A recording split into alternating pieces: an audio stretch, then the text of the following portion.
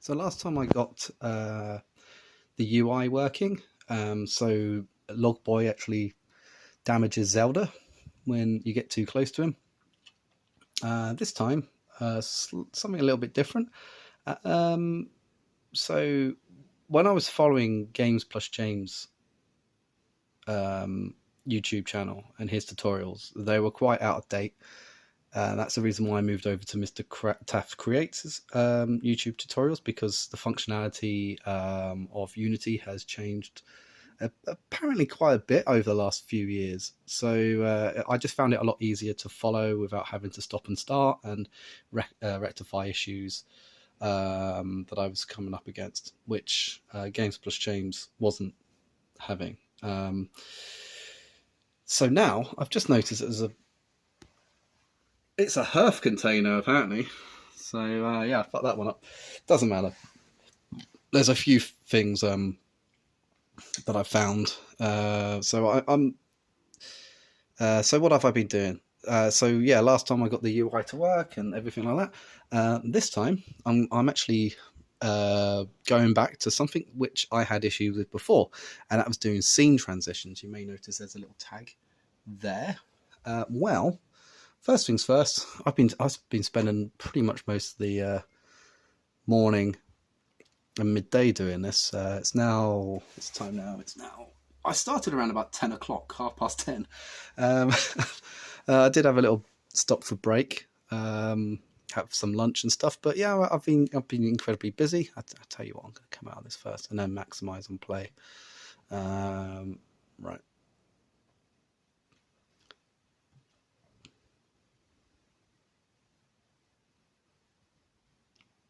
Okay, so Zelda walks around. And I've got a whole world which he does. I got him to walk quite a lot faster earlier. I might just change his movement speed again. And yeah, he walks around here. I mean, there's not a lot going on here. I made all these using tiled, but to be honest, I might actually just use Unity and its inbuilt function. Hence the reason why if I go over here, there isn't any collision, because what I was doing is I was just kind of like making like a temp. So if I go to here, and I open up, where is the temp? Where's the temp? I should have opened this before, really. So this is my template here, and yeah, so I've got like ground and collisions, but I haven't got the what's it called, object layer. So I haven't actually got the object layer there, but it's kind of like it's 25 by 25, and yeah, so basically I can have this as like a template, and then I can just add to it and then save it as another one. So yeah, these are kind of a bit featureless at the moment compared to the other ones that I put a little bit more effort into. So the world actually has a fully functional, I say that as a fully functional screen movement or screen transition. Here you go. And now we're back here. So we've done a little circuit. But what I've got here is there's this house that's been sitting here for ages. And you haven't really been able to do anything. Pretty much like this pot, which never breaks on the first attempt. Yeah, it never likes to break. So come on. No, come on. No. There you go. So, okay, so now Zelda can walk up to this door and appear in this fucking massive house, which is no way the same size as the building. I mean, it could actually, to be honest, I could just like scale Zelda a little bit, but then he won't fit in the bed. Like, oh yeah, there's collisions here as well. So I made this using the inbuilt functionality of Unity, and I found it a lot easier and quicker than using tiled. So I'm probably going to move over to that at some point, but at the moment, seeing as this is just a bit of I'm kind of learning I'm not going to like rectify these issues, not issues, but I'm not going to redo the whole overworld that I created so far. It's just be pointless. I will remember this for actually making another project, like my own project and stuff. So I will actually focus on that. So yeah, he can walk around his house. He's got a massive table. He's got a chair, which, to be frankly honest, is a lot taller than he is. It's got a bed here.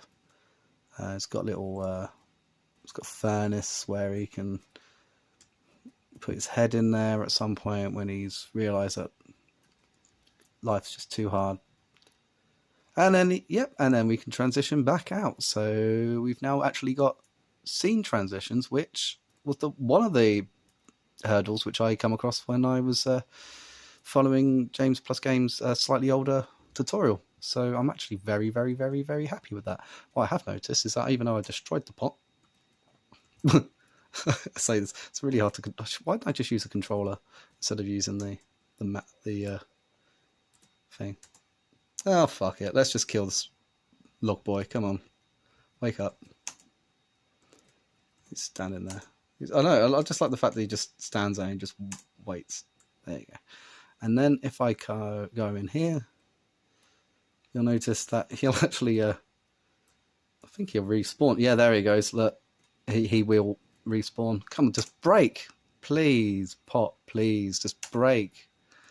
Oh, my God. There you go. So yeah, that's it. I've got quite a lot done today. There is a whole load of new scripts that I've been working on. Which ones was it? It's quite a lot. So yeah, I had to make amendments to camera movement here. I had to add something into the start method. That way the camera kind of like goes back to the player when you go from one scene to another.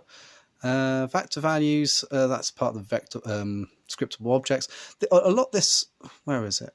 Not that one.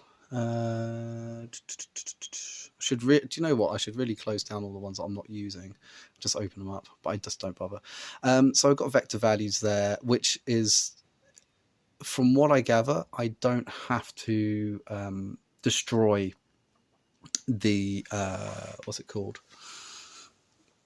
The sprite, the player sprite. Like, I don't know if anyone bothered to watch one of those other videos I did, but it created like a human centipede of Zelda characters. An infinite row of Zeldas. Because what was happening, it was duplicating the sprite. This kind of stops it from happening. I've also got a proper scene transition script, which was written up. If I come out of here, I'm gonna go to the inspector. Yeah, I'm using loads of prefabs here. These are all like these are scriptable objects where, so I can actually amend these, like the health, etc., or the health container. And so what I've got here, if I can find it, scriptable objects. Not vector value. That's to do with the positioning of the actual player on the screen. Where are you? Scene transition. Player position. I cannot remember what it was named. I literally just did this. Crazy. Player movement. Yeah, scenes transitions. So the scene transition is in, if I go to that object there, which is highlighted there, we've got like a little box collider. So when Zelda walks into that, he'll teleport inside the building. And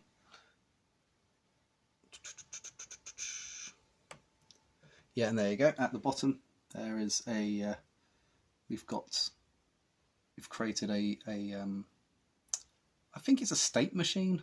I guess a state machine is what I use to manage like hitboxes, and and various things like that. So basically, what's happening there? There's a script there, and then then I can change inside Unity, what scene to load. In this case, it would be the house interior from the sample scene, which is the parent scene, or where the overworld is kept.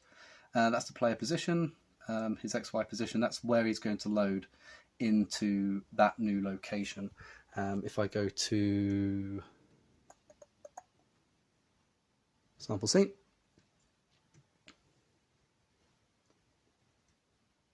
not sample scene, house interior. It's quite a long video, sorry. Yeah, so, and I go to scene transition there. The player position is actually, the scene to load is sample scene, and the player position, there's the XY coordinates of where he's going to appear. And so that's what I've done so far.